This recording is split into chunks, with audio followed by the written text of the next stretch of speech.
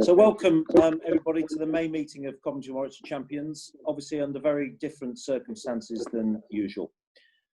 Champions will know that these sessions are here to inform you of what is happening in the area, and clearly there is only one item on the agenda for everybody. Firstly, I have to do the health and safety bit, as I always have to, but to be perfectly honest, I have no idea where the toilets are in your house, so you'll have to find your own way. And if the alarm sounds during this session, I'm afraid your house is on fire and just leave through the nearest door. I did run through this, and the person who's controlling it said, well, if you don't get a reaction, Adam, because everybody's on mute, you'll be used to the sound of silence when you try and be humorous. So that has continued. Secondly, I'd like to thank everybody, all the champions, for their stories about how you and your organisations have reacted to and during the current crisis. Please keep them coming in for the Champions website. They are appreciated. Our Twitter account is at CW Champions, and our hashtag today is ChampsMay. We have over 100 people on this call, with a number of others following live on Facebook, so welcome to everybody. Today we're going to hear from people who are very much at the forefront of the fight against and the recovery from COVID-19 in Coventry and Warwickshire. We're going to hear from Craig Humphrey, Managing Director of the Coventry and Warwickshire LEP Growth Hub, on the economic impact and signs of recovery, and from the senior officers at Warwickshire County Council and Coventry City Council, Monica Fogarty and Martin Reeves. But firstly, we're going to hear from a man who is very much at the sharp end of the effort. Andy Hardy is the Chief Executive Officer of University Hospitals Coventry and Warwickshire NHS Trust. In addition, Andy sits on a number of boards, including the West Midlands Academic Health Service Network, the Warwick Business School Faculty Advisory Board, and NHS Elect. In 2016, he was appointed a Professor of Industry at the University of Warwick. In addition to his Chief Executive role, he was appointed as Senior Responsible Officer of the Coventry and Warwickshire STP Footprint in March 2016. Slight light relief, he's also a Director of the Albany Theatre Trust in Coventry. Andy, welcome. And I think thank you for everybody for taking time out today. If you could just start really just to warm up, just to say where we are in terms of COVID-19, how busy are the hospitals at the moment with cases, and how's it been over the last week or so? Okay, yeah, thank you. It's good to be here, Adam. Well, it's fair to say, I'm sitting here in University Hospital here in Coventry today, and it's a lot quieter than it has been. It's probably worth just giving you just a feel for those numbers. As I sit here today, we've only got 55 confirmed COVID patients within the organisation, and only 3 people confirmed COVID patients in critical care. At its peak, and we very much have mirrored the national position, we saw our peak just a few days after the Easter weekend. So after sort of 12th, 13th, 14th of April. And at that point, we had just over 200 positive COVID patients in the organisation. And we had just over 30 COVID positive patients in our intensive care unit. To give some, and so in total, we've seen just under 700 patients go through confirmed COVID patients to date. To give a feel for those figures, though, this is where we came from. I said at our peak, we had just over 30 patients in intensive care on this site. Before COVID, we always had maximum of 31 to 33 critical care beds. And as was talked about a lot in the media when COVID first came along, this is a condition that requires ventilation for its most sickest of patients. So we very quickly, one of the first challenges was to indeed expand critical care. So as it is today, we've got ability to go straight into 64 critical care beds. I said we'd always have between 30 and 33. And indeed, our surge was potentially up to 155. But thankfully, all of the early modelling has not been resulted. So we're a lot quieter today.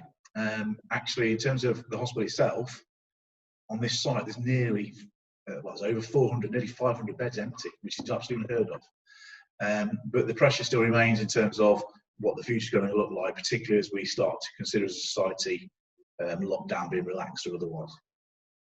And when did you first get wind of somebody, you know, at the forefront of the profession? We sort of heard about it, I suppose, coming to Europe in mid-February. How did it impact on your radar? Yeah. Well, people, you know, the media's been pretty much on top of this, and obviously towards the end of January we started to hear what was happening over in China. First case reported here at the end of January.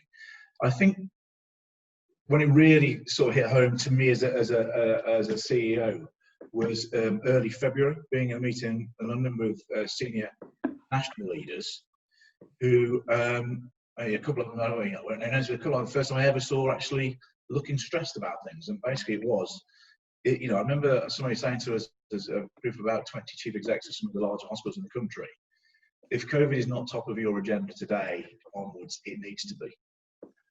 And the other thing that became very clear very quickly is that this is a marathon and not a sprint. This is not going away.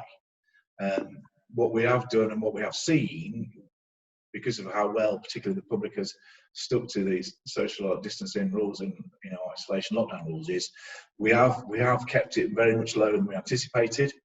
The NHS has managed to deal with that, but this is here for a long time now. So really, since early February, we realised this was going to be a challenge like we hadn't seen before. And has it been at the scale that was anticipated? Obviously, you prepare for the worst, as we've seen with the Nightingale hospitals. Has that peak been suppressed as they thought it would be? Very much so. If we think, just to use the West Midlands as an example to give a feel for it, when the first modelling came out about what the potential challenge would be, and the fact that critical care beds, ventilated beds, was going to be a particular issue, the first set of modelling talked about the West Midlands needing 7,500 ventilated beds. At that point in time, we had 1,900. As it is, we've ramped to, to use an example, we've doubled the size of ours.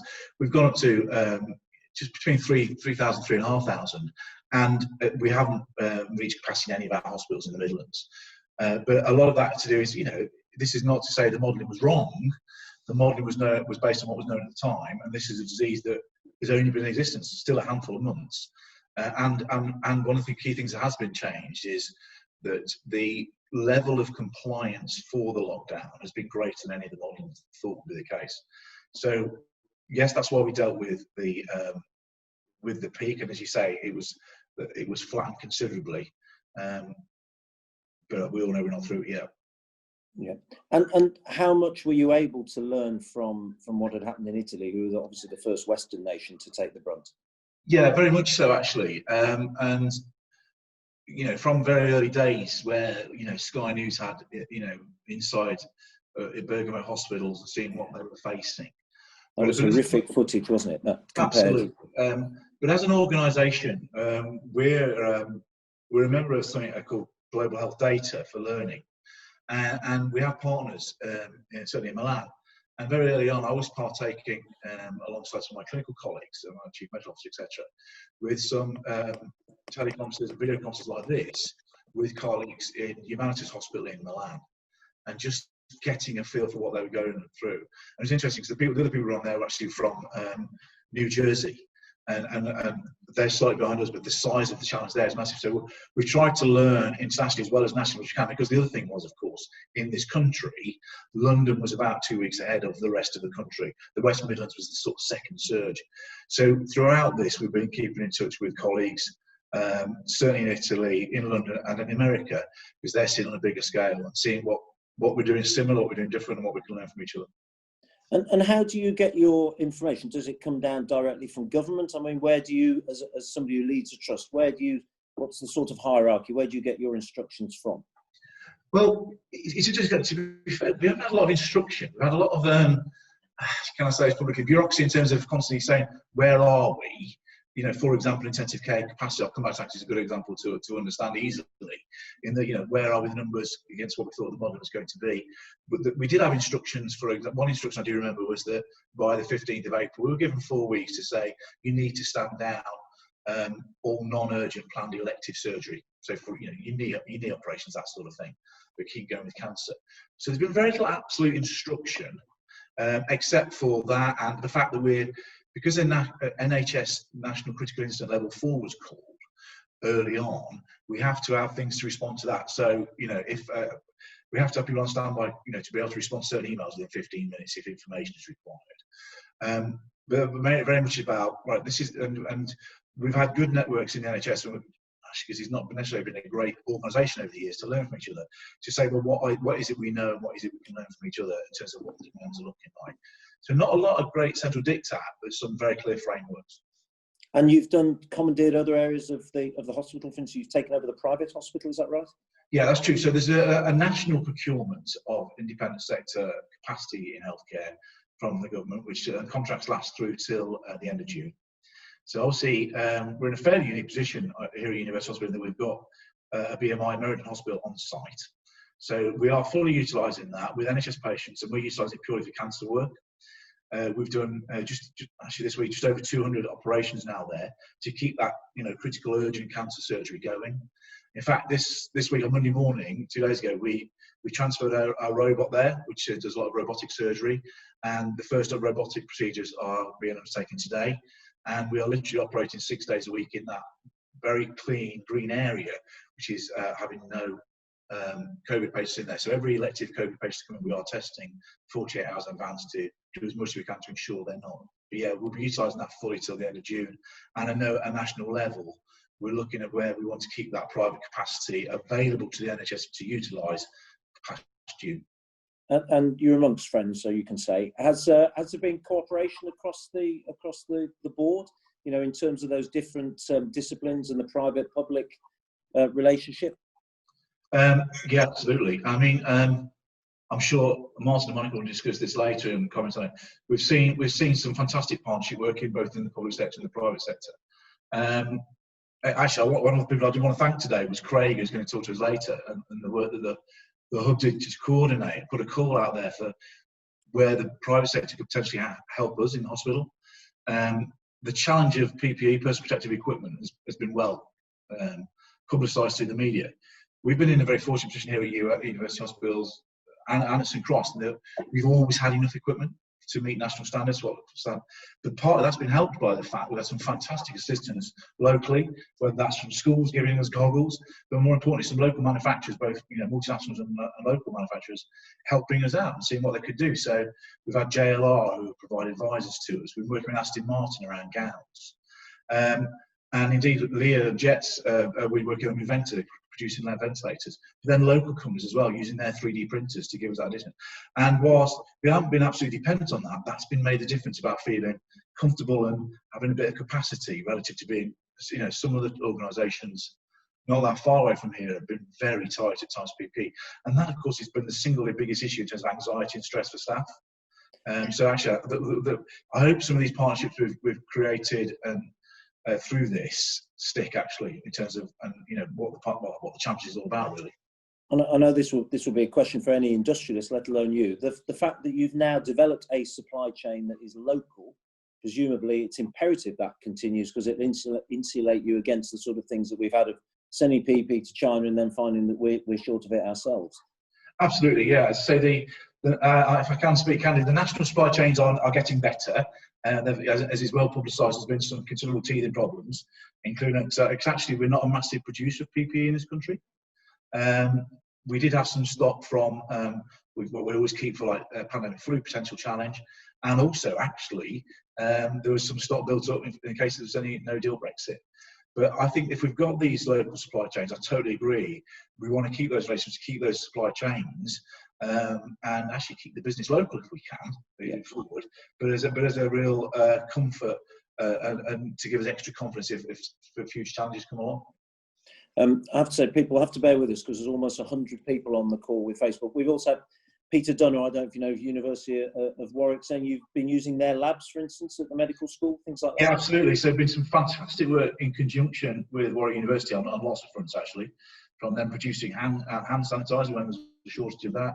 I think one of the best pieces of work is actually the collaboration around testing, both in terms of staff testing and community testing. So we had new analyzers delivered here, actually on this site, on part of the property that is utilised normally by the university. Working in conjunction with the university have ramped up our testing capability considerably. In fact, it's due to go up again in the next few days. And Warwick University are a very important partner to us here at UACW, and they've certainly stepped up. Yeah, absolutely. I need to thank them as well. And I think for everybody who's on the call who's an employer, how have you dealt with the sort of the staff well-being and the demands put on that? We've heard about a lot of shifts and comfortable equipment. And we'll come on to the panorama in a moment, but how have they responded? I've had the absolute honour and privilege of leading this organisation for its STDC. It's coming to 10 years next month. I've never been prouder of the staff who work in this organisation as I am now. People are working in really difficult circumstances, and people are seeing whether panel or other, putting on full PPE if you're in critical care. That is a real challenge. And just actually going through donning and doffing, putting it on and off, doing fit testing, in terms of putting masks. This is uncomfortable and it's difficult. I've talked about, but having the right equipment has helped to alleviate some of that anxiety, but it's tough.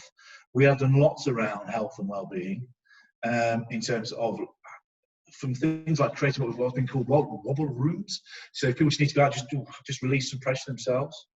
Again, local public and country have been amazing in things they've sent into and we distributed goods around, just to a bit of chocolate actually makes a difference at times. But also we're very seriously thinking about the ongoing emotional and mental challenges to some of our staff, not just now whilst we're still in this crisis, but there's very clear evidence internationally of when we have such pandemics or such big issues and crises, the potential for PTSD. So how do we deal with that? And I presume when they go home, they've got the same issues that everybody else has got with loved ones being furloughed or made redundant. So it's not just the work stress. Absolutely, and we're very conscious of that. So we give some of the support we're giving is access to financial counselling and support, as you say. But the other side of that is actually being able to escape COVID, because people are dealing with it all day. Family members and friends who probably most people are only talking to on the phone or video comes like this. Most people, if you're in the health service, they want to ask you, tell you about COVID, what do you know? So one of the things we found with a lot of staff is actually, how do you escape COVID? So we're talking, we've given guidance to our staff about actually what do you do at the end of the day before you lose sight, just to try and bring yourself down from it. Also, what to do when you get home, whether that's have a shower or just do something to try and escape the whole situation. But yeah, people have got all the same worries as everybody else, and they're trying to homeschool their children as well if they still not in school, etc. Well, I think a lot of people are doing homeschooling with like one of those rooms that you can go in and cool down. And we've had another question in. Here, sorry. We've had another question come in asking about demographics and the underlying health issues that have been, and going forward, will there be some programs of health education to avoid perhaps some of the things that might make COVID more likely? That's I just must credit him. That's coming from Ian McFarlane-Toms. Okay, yeah, obviously, as I say, we're still very early days of this disease internationally, but we are learning some pretty quick lessons, and some will take longer to learn. We know that our older segments of our population are more severely affected by this as a respiratory issue, and certain comorbidities such as diabetes and high blood pressure. We're also seeing a greater effect in our BME populations, and also increasing evidence, both in the country but also nationally and internationally, about the challenge that obesity represents to this disease. And also, what's very interesting, one of the positives about this actually about public health and future health things is that it's estimated that over 300,000 people in this country have given up smoking in the last 6 weeks, because it is a respiratory challenge. So we're starting to do what things are like that. And what's what we do, but actually, it comes back to the same things we probably knew before. Andy, can I just interrupt you for a second? Can the other panelists who are on just mute themselves just for a second, if that would be all right? We're getting a bit of feedback. Carry on. Sorry, Andy. Sorry, yeah. So we're learning as we go along, but obesity is one of the big things we're now looking at. We knew the challenge of obesity healthcare generally before this, but it's becoming very acute in this disease, and we're now looking very much into the challenge that is being faced, particularly by the BME parts of society. But again, it's probably more about the long-term conditions there that have more prevalent within that element of society. But it's too early to say at the moment. Okay, and how do you see it from here on in? You say you've got less cases than you've had for a while, and I'm not asking for any sort of panacea from you, but over the next few months, how do you see it progressing? Well, I mean, it very much depends on how long the lockdown remains for, what that lockdown looks for, and how compliant society continues to be. The worst thing we want is, if let's take one example, the extreme that complete lockdown relaxed on at the weekend, which I'm sure it won't be. If that was the case, and society's flooded back, but the last thing we want is a secondary surge. And I'm sure that lockdown for those vulnerable and particularly shielded patients will be here for a while. I think what the NHS has done, it's proved it can ramp up very quickly. And of course, if it was to come a second surge very soon, we've learned lessons from what we did get right and wrong in the first time we did it. So I'm confident that we'll deal with it. But we need to think about those tough decisions about actually keeping away from it for as long as possible. Antibody testing is getting closer, which will give us a better feel of how widespread in society this disease has been, to give us a feel for any potential levels of immunity. Mm-hmm. But actually, until we get sort of as close as you can to a golden bullet, which is an inoculation, this is here to stay. And just lastly, I don't know for the 100-odd people on the call whether many of them saw the BBC Panorama, but obviously it was a whole half an hour broadcast from the hospital. How did they approach you? Was it a difficult decision to say yes or no? How did you think it went? And also, has it meant that you've had other media interest? Yeah, absolutely. So firstly, it was they were signposted towards us from the centre NHS England Central Communications team. They were one of 3 hospitals that are identified, which actually in itself is a massive compliment. Of course, any kind of TV coverage can be risky at these times of politics and angst within society. It all happened very quickly. Literally at the weekend, I heard that there was an interest from Panorama coming to film with us. It went through central channels, then actually to number 10 on the Tuesday. They were on site on the Wednesday and the Thursday before Easter, and on the Good Friday. They then came back for one day the following week. Whilst I was incredibly nervous watching myself on TV for a change. You look good pushing that trolley full of Easter eggs. Don't worry. It's funny, the only thing people commented is that, and the fact that my tie was wonky in the first interview, but I won't. I'm trying not to dwell on that. And I'm incredibly proud. I think but the one thing I will say is the lady who actually led it, Jane Corbett. Yeah. She's actually a war correspondent. Yeah. And that's what. And I had a good chat with her actually. But she said the one thing they were fantastically impressed with and surprised by was how calm the organisation felt. And actually, I couldn't have had a bigger compliment than that. I believe those organisations who are going to come through this crisis well were those ones that were as prepared as you could be for something that's unprecedented, but also very important, those organisations who have a fast rate of learning. And I think we've done a lot of work over recent years to get that within the organisation. So I think it's done very well.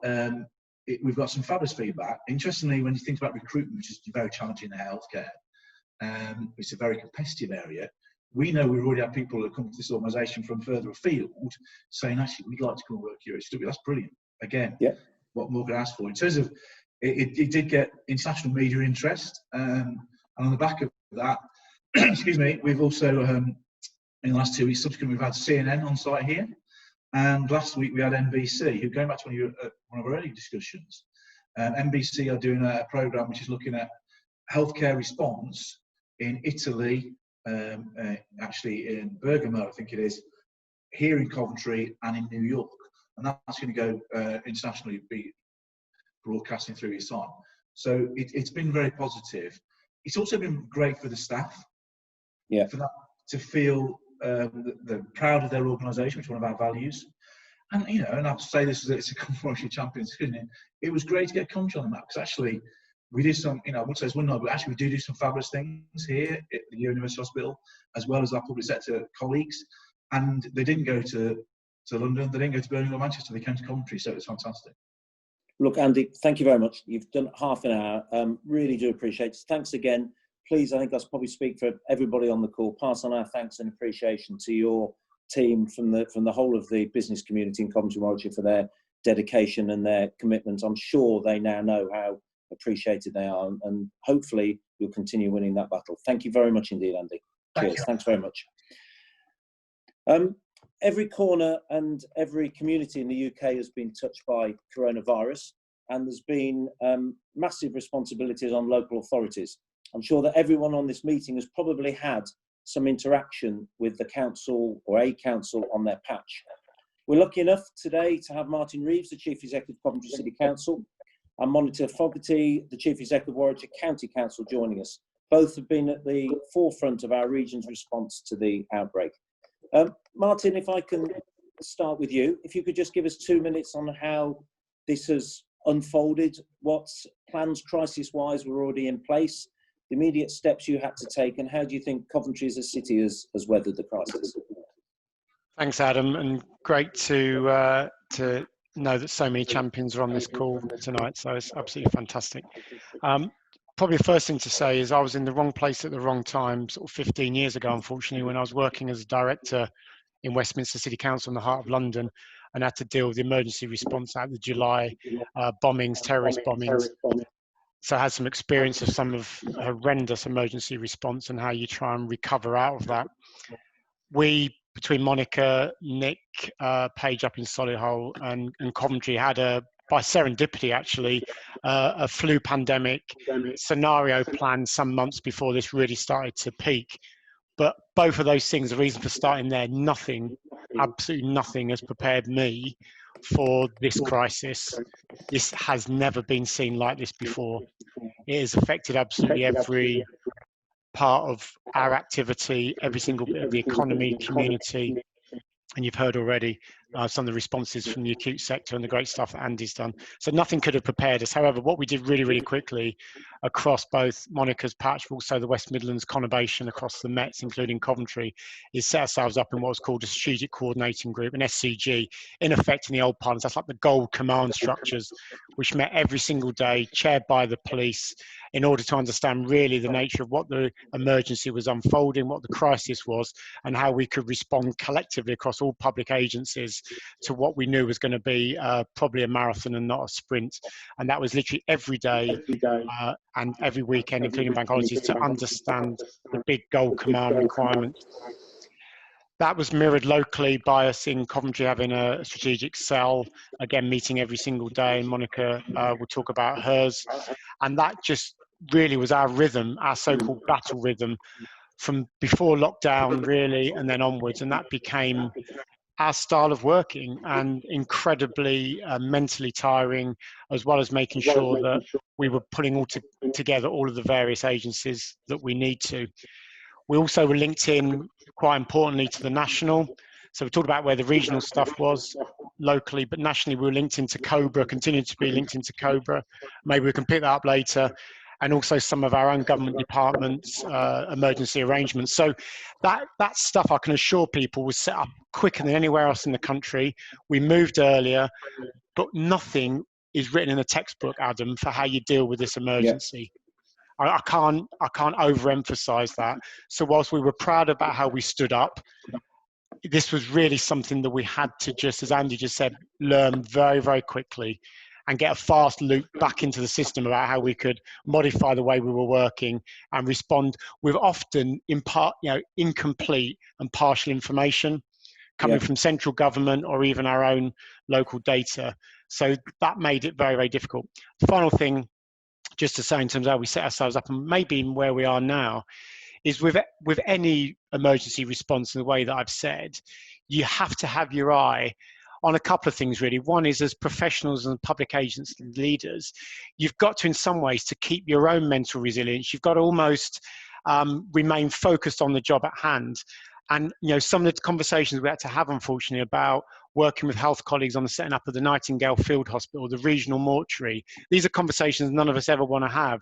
But you have to find a way of desensitizing those in order to cope professionally, to get the right decisions made in the right time. But equally, at the same time, to understand every single one of those bits on a spreadsheet were individual families that were being impacted by this horrendous virus. So that played out. But the other thing, the second bit, which is really important for all of us, is the psychology had to start moving at some point, once we could see the flattening of the curve, into what we're calling the reset, because we're not going to go back to a normal, what the reset and recovery starts to look like for our great city and our great region. And that psychologically is important, but as you've just heard from Andy, the challenge is probably even bigger now in some ways and more complex than the immediate response to the crisis, in order to get it right in terms of lockdown exit and getting the strategy right for us to make sure that we don't allow another peak to come. So we are now starting to think about recovery, reset, and we can talk about more of that later. So that was how we set ourselves up, Adam. We were speaking to a senior member of your own council medical team, and we were saying that obviously there's some very sadly worse figures in Sandwell, Dudley, Black Country, and around different communities. And she was saying one thing that's been very good, it's proved Coventry's and Coventry City Council's strengths in terms of their ins and their sort of representation within different faith groups, about making sure that all parts of our community were informed, and that's probably levelled out those differences you see amongst different communities in other locations. Is that correct? Yeah, I think that's right. And maybe none of us on this call with champions knowing how communities work together across our great city and our region will be surprised about some of that work and some of the ways in which we've tried to approach it. And my sense about some of that work with faith groups, non-faith groups, communities will not only have stood us in good stead through the crisis, but will obviously stand us in incredibly good stead as we think about coming out of the transition into a reset and recovery. But just as an example, I will say, and Monica will have her own view on this, there's been a lot of hard moments to deal with, as been for everybody. One of the toughest ones has been holding the fairness as local authorities around numbers that are allowed at funerals, for example, and the ability to mourn your loved ones. Now, just imagine this is my point, Adam, and I think for people on the call that maybe haven't been at the sharp end of this, at the one hand, you're trying to deal with a massive system around social distancing, protecting people with a public health ongoing emergency, to try and do the right thing by your staff, also to understand that these are not numbers on a spreadsheet, but to remain fair and as clear as you can be. The faith groups in particular across the city and the region have been phenomenal under excruciating circumstances to really try and support us to understand some of the complexities and the real sensitivities of how we do that. And again, maybe we shouldn't be surprised, but it's worth a big call out under the most extreme of circumstances that we've stuck together on this. And these are heart-wrenching decisions you have to make, but they have to be done really in the good of the whole public health population safeguarding. Great, thank you. When I go to Monica, Martin, if you wouldn't mind going on mute, if that's okay, so we're having a bit of feedback. Monica, as Martin said, this isn't the sort of thing that people go into your line of work expecting. I mean, Warwickshire obviously faces different challenges, point made by a question of Richard Dixon, in terms of geography. So you've got lots of other councils in terms of district councils and town councils and parish councils under you, which a situation that Martin doesn't have. How's that worked for you at Warwickshire? It's worked brilliantly, I have to say. You know, there's one thing that typifies local government in a crisis, it's the ability of everyone to pull together. And I have to say that Coventry, Solihull and Warwickshire, we've pulled together brilliantly as a sub-region within the West Midlands as well. And, you know, Martin and Nick and I, we've been huge moral support to each other as well, and, you know, acted as sounding boards in making some of those tough decisions that Martin's referred to.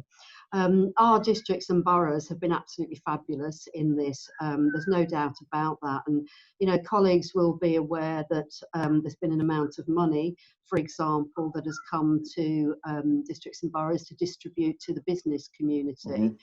Mm-hmm. And on the 3rd of May, Warwickshire districts and boroughs had allocated £95.5 million of their COVID one-off business grants, and that's to company, you know, retail, hospitality, leisure, and small businesses. And that's 77% of the total allocation, which is well above the national average of about 68%. So, you know, a great push from the districts and boroughs getting out there and doing this with the business community in conjunction with, of course, the Coventry and Warwickshire Growth Hub. The other thing that's been fundamental in responding to the emergency has been what's called the shielding exercise, which is about those people who are clinically vulnerable needing to isolate in their homes for 12 weeks, as was cited at the start of this response. And together, our districts and boroughs, working with the community and voluntary sector, food banks and so on, and the county, you know, we came together to negotiate our own supply chains to ensure that we had a steady stream of food and essential supplies to be able to get out there onto the doorsteps of those people that need them. Now, you know, within a county with a population of nearly 600,000, Yeah. you know, that is a massive, massive logistical exercise. And we just couldn't have done it without our colleagues in the districts and boroughs who, remember, you know, are really at that sharp interface with their local communities and their local businesses. So, you know, I do think that this emergency is different to any other that local authorities can practice for or exercise for, because, you know, usually you're dealing with something like a chemical spill or a coachload of French students turning up at Warwick Hospital with norovirus. These are short-term experiences. No systems organisation has ever experienced having to sustain the level of response for what is 2 months now. 2 months now we've been doing this. And as Martin says, you know, that takes its toll. But the thing that has impressed me hugely is that, you know, in a county council, is largely seen as being quite a, you know, a monolithic leviathan of an organisation. The agility with which we've been able to mobilise our response locally, regionally, nationally, you know, local government has absolutely come into its own in this time. And the partnership across health, social care, council to council, has been the thing that has allowed us to move at pace and with agility right across the system. So I think local government has come into its own, but the quality of our partnerships and our relationships across this region have been phenomenal, and it's allowed us as a region to stand up there nationally and say, you know, in the face of all of this terrible adversity, there's an awful lot that we're getting right. And you know, it's not something that you come into local government planning for, imagining as a career, but it certainly is testing of the calibre of the people that we've got across the whole public sector. And I'll ask the same thing, Martin. I hope you don't mind me asking. How do you cope personally? Because obviously you're at the sharp end. So is it white wine? Is it exercise? Is it what is it? How do you cope? No, I'll ask Monica first. Sorry, you first, Monica. Oh, me? Sorry, Yes. me first. Well, Martin and I have a bit of a funny story about this. I'll get in there before he does. So we're both runners. Martin runs longer distances than I do. And Martin drinks water as the nectar of runners, he calls it.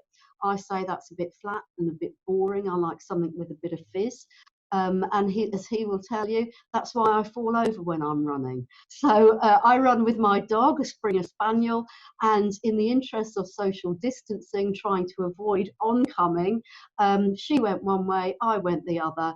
Big spill all over the pavement.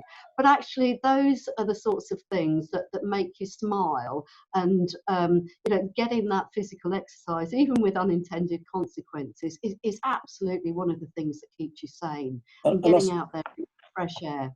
And I suppose one of the advantages of being in a position of responsibility, you can make sure that those CCTV cameras that are on Warwickshire's roads never ever pick up that incident for our public display. Do you know what? You get to the point, Adam, when you just don't care, and I've got used to bouncing quite well. Martin, Monica just mentioned about the help to business, and I know as a whole patch we've performed very well, and Coventry in particular as a city has been in the sort of top 10 in terms of giving out across the patch. How well have your team responded? Yeah, they've responded really well, actually. And, you know, we've got up to 70% now of all those businesses that we believe eligible for the grant got the money out. So just give an idea to colleagues on this call, for the city alone, that's about £36 million worth of much needed grant out to our businesses to really make that difference to them. It's about 3,000 businesses. So we've done well. We're good at this. You know, Monica's bang on. There's been some people that have been agile. One thing that local government's always very good at is administration and process and necessary checking around fraud and legitimacy, but also getting stuff out through processes. That is our strength. But people have come together from other areas of the business to really support that. you can't let me get away without talking about what I do to relax either. What are you doing with No, that one, go Adam? on. No, you. Oh, thank you. I just Well, thought you'd first of gone all, I was going boring to on me. ask if the Fogarty spill was balletic, or was it not quite that? No, I think it's very, very messy. But look, joking as well, actually, this is probably a half humour, but one of the things that's really important for all of us, and Andy must have found this as well, in a kind of really, intense, literally intensive in every sense of the word setting, is you've got to keep a levity and a balance as well. Because if you don't do this, despite the gravity of the situation, it's very difficult as somebody that's having to make decisions to really get through. And I'll tell you this, Adam and colleagues, if WhatsApp ever turns out it's actually not encrypted at both ends and becomes a publicly available stream, then I'm afraid that will definitely be the end of a lot of really, really accomplished careers. But joking aside, the ability to share anecdotes and keep each other pepped is really important. And the other thing that keeps us all going genuinely, apart from alcohol for some of us, what really keeps us going is knowing that we are not completely the ones that are driving absolutely everything. Yes, clearly, we've heard Andy as CEO of the hospital, Monica as the chief executive of the big county. I happen to be privileged to be a chief executive of a big city, but the truth is, we know that there are hundreds and thousands of colleagues who are literally not just doing their job, they're going well above and beyond every single day. And that gives you the confidence and the motivation to kind of crack on. But we also shouldn't try and think we're all heroic leaders. You kind of need to find time. Brilliant from Andy talking about almost decompression. You've got to find a way of almost delineating between dealing with all of this stuff on COVID and finding a safe space to regenerate, get your head clear. None of us are robots, right? Andy talked about his robot. We're not robots. So, and I think showing some of that vulnerability as well is why I started where I did. And Monica and Nick and I talk about this all the time. You know, as accomplished as hopefully our region and our city is, and as agile as we are, we haven't got all the answers on this. And the idea that we can say this is a pure response and it will work, we can't possibly know that. All we can do is have integrity to say, with everything that we know at the moment, this is probably the best we can do to react at this stage. And that's quite humbling, to give ourselves a break to say we can't possibly be perfect on this.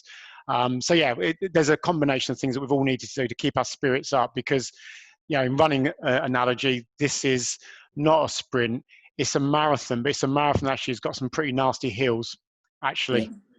We've had a couple of questions on City of Culture. David Wilson has said that can City of Culture help sort of support that reset and recovery? And Nick Drew asked, are there any thoughts yet about obviously public meetings? I take it without anticipating what you're going to say to Nick, we don't know what's going to happen about large meetings, but how are you playing the City of Culture thing? And actually, do we need the City of Culture more now than ever before for those reasons that David mentioned? So on the City of Culture, just to be clear, that the next month, 6 weeks, is absolutely critical to carry on working on the really detailed scenarios to understand exactly the reality of what we're going to face in 2021, because everyone on this call have got their own businesses, their own organizations. It would be folly for me to say nothing's going to change. We're just carrying on as was previously imagined, and see you on the 1st of January 2021. That is crass. So clearly it will have to feel different. If you ask me the direct question now, I would argue that actually the ability to bring people together, even if it remains virtual in some ways, to celebrate some of the amazing assets we've got, the timing could be very, very good. Yeah.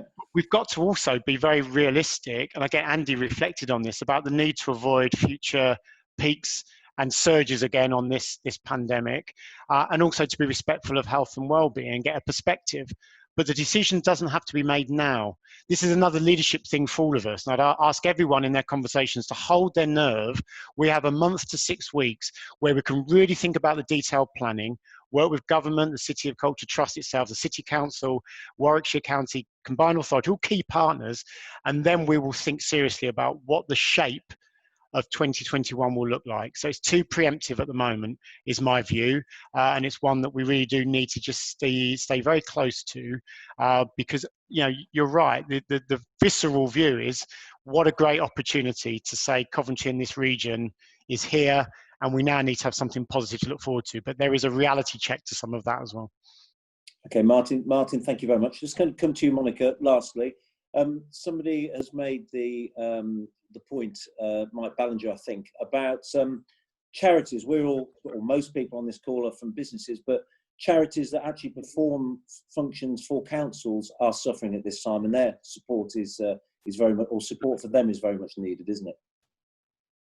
Absolutely, and I think we all recognise that this time of year is starting to come into the peak of the fundraising window for charitable groups, and they've been robbed of that opportunity this year, and so we are, as you would expect, we're working closely with charities and our community and voluntary sector bodies to understand what the challenges are for them and to support them in developing exit and recovery strategies, because they all do fantastic work and are a crucial part of our social fabric in this country. So it's really important that we continue to support them and work as one system, not for profit, public sector, charities. We're all part of that same public sector ethos, which is about doing what we do for the benefit of our communities. Yeah, and you and I have chatted. There've been a number of companies that you've highlighted as well across Warwickshire, and I know there's some in Coventry that have been doing some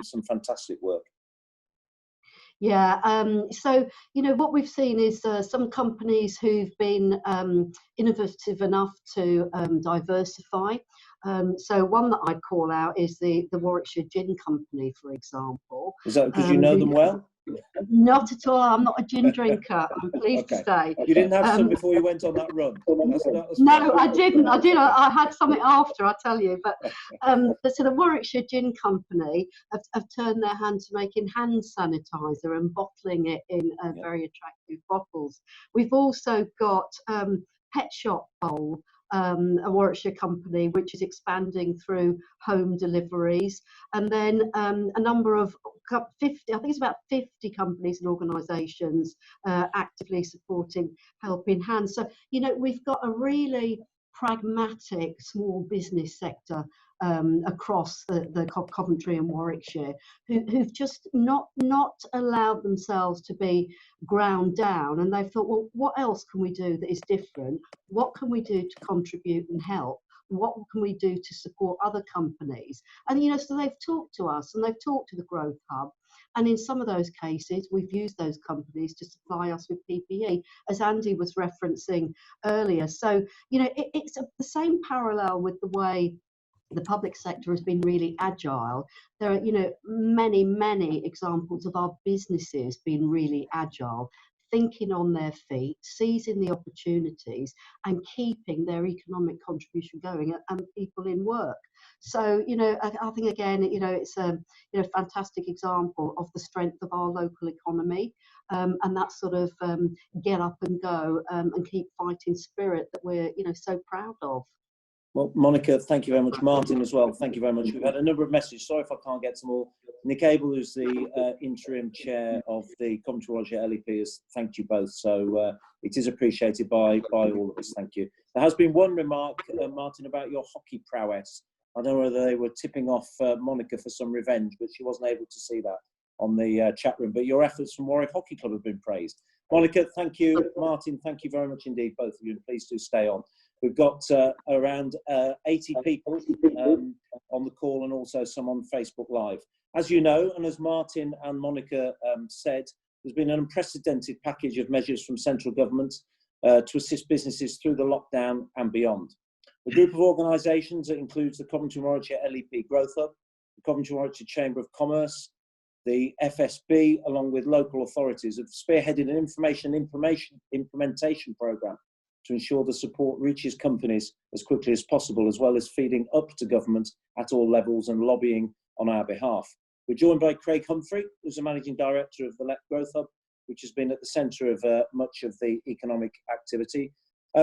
Craig, it's been, and the two senior council officials have alluded to this, it's been very much a sort of team effort across our patch from having been joined up over the years. Can you give us an overall picture of the support that's been supplied through the LAs and the banks, how we've performed compared to other areas, and what problems, if any, you and businesses have experienced? Not much of a question there then about the may have experienced. I think it's fair to say, Adam, that the first couple of weeks of the COVID pandemic, we were in crisis management. And behind the headlines, if you remember, we went into lockdown on the Monday, and the first financial stimulus announced was on the Friday. But behind each of those headlines was the detail of who, how, and when a business could get support. And the increase for demand on our services rose by some 550% in those first couple of weeks. And local government, as you know, has been alluded to, was given the responsibility for business rate relief support and grants to small businesses. And Coventry and Warwickshire authorities have done a remarkable job, because when the announcement was made, government didn't cash flow that immediately. There was a lag between the announcement and money being made available to local authorities. And over those first few weeks, it became quite evident to us that cash was absolutely critical to help businesses survive. Coventry and Warwickshire local authorities have now done a remarkable job in paying out, I think today, over £131 million. When you compare that to some of the municipal areas, and I don't want to scapegoat other areas, but you know, Birmingham have done around about 40 million. Manchester have done around 5 million. That is a phenomenal effort from Coventry and Warwickshire. And I think we have to contextualise it by remembering that government policy is often worked up over years. This support was designed and implemented in weeks. And local government is geared up really to receive rates, not pay out grants. And business occupancy changes hands, and so it's inevitable that there will always be a lag with the local government records. So for Coventry and Warwickshire local authorities to make those payments in that short period of time, I think is quite remarkable. I don't think the same credit can be applied to the banking sector, but that said, again, short window of opportunity to get these schemes out through the door, and there is an inherent amount of debt already built up within the business community, and many were loath to take on extra debt. So the CBILS scheme didn't get off to a very good start, but the new bounce back loan, which is a much simpler process for businesses under 50 employees, has been met with a lot more success. Yeah, and the banking picture varies by how plugged in operators are into the, because we have had, without naming any names, some examples where some operators are plugged into the sort of business environment and money has flowed out quicker as a result of knowledge. And that's one thing, that level of knowledge through that cooperation between yourselves and other bodies and Chamber and FSB has probably put us ahead of that that chase across the Midlands, hasn't it? We're probably better connected. I think we can take that for granted, and it's not reflected up and down the country. The collaboration across all of the organisations across Coventry and Warwickshire, it's unprecedented. I'm proud to be part of that ecosystem. And you heard Monica and Martin talk about the flexibility and the agility of local government. No, that's the same in the business representative organisation.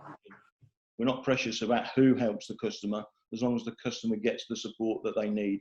And the FSB, the Chamber of Commerce, the Growth Hub, working closely with the local authorities, have tried to make this process as painless as possible for the recipients of the grants. And tell us just for a minute about the new portal where people can access opportunities. Well, we've talked, haven't we, about recovery, and we do need, to talk about reset and recovery. And what we've launched across Coventry and Warwickshire is the new CW Find It, an opportunities portal. And currently, it's only been in existence now for around 12 days. But it currently has 20 odd opportunities on it, worth about £2.5 billion. So I would urge business leaders out there to engage with the Find It portal, because there may be opportunities on there that you can benefit from to kickstart this economy, and that is going to be needed in recovery. And any businesses on this call, any issues, free to contact the bodies that you've mentioned. Still very much on. Yeah, I would urge businesses to contact us. We've done a remarkable job in getting support out to the business space, but of course there are some who have still yet to take up, those grants. And if you're out there and you haven't taken advantage of any of the support available, please get in touch with any of us, and we'll take that case up for you. Yeah. Okay, Craig. Thank you very much indeed. People, you've heard that, so please do take advantage of it. Craig, thank you very much, and again, thank you to Monica and Martin as well. Thank you, everybody, for all our speakers today. I think we very much appreciate the efforts that have been made on behalf of the community and on behalf of business. There will be, so I'm told, a poll popping up now on screen for you to fill in if you wish to. If it mentions anything about the host, just vote fantastic, please, if that will be okay. Also, if you're interested in attending another online event, and we'll do a full follow-up survey after this is finished. We'd like to point out just a few things, as we always do at the end of these sessions. Coombe Abbey is planning a celebration event to commemorate and thank the work done by our NHS staff and also people in the community who have stepped up during the recent problems. There's no fixed date for obvious reasons as yet, and details are set to be announced in the next few days. So please do keep your eyes peeled for that if you would. News has just been released. I hope that you've seen it. If not, that a new £2.4 million creative hub for artists is going to be created at the former Daimler Powerhouse in Coventry. The project is being led by Imagineer Productions and is being funded through Coventry City Council and the local enterprise partnership. The building is owned by the Wigley Group, a Champions company, and they're undertaking the work, and that work is due to be completed in the spring of next year. The Coventry and Warwickshire Chamber of Commerce, as Craig mentioned, they've been holding a weekly policy hour, which has provided some very good intelligence and real strong access to decision makers across our patch. Tomorrow, Marcus Jones, the Nuneaton MP, is in the hot seat. So if you want to take part and put any concerns that you might have or issues you want to raise, then please do go to the Chamber website and they will then send you details on how to sign up for the video call. We'd like to also welcome new champions. Charles Blake from Segro is on this call. Also, Champions manager Nick Erskine, who's along with other colleagues set this whole session up today, will be in touch with our non-champions who've been on this call. This is an atypical call, but hopefully it gives you an idea of the access that we give and the network that we've got in terms of Coventry and Warwickshire. So he'll be in touch with you. Hopefully you'll come onto the network full time. The date of our next event for your diaries is June the 24th. Details of location and time will be decided. That might be decided a little bit more on Sunday once we've heard from the Prime Minister about lockdown B&Ts. But on behalf of the champions and the Coventry and Warwickshire LEP, thank you for joining today. And as we always say, and I think we've seen from the resourcefulness and the resilience that we've heard from our 4 speakers today, there is a lot to say positive about Coventry and Warwickshire. Thank you. Have a good evening and have a good bank holiday. Thank you, everybody.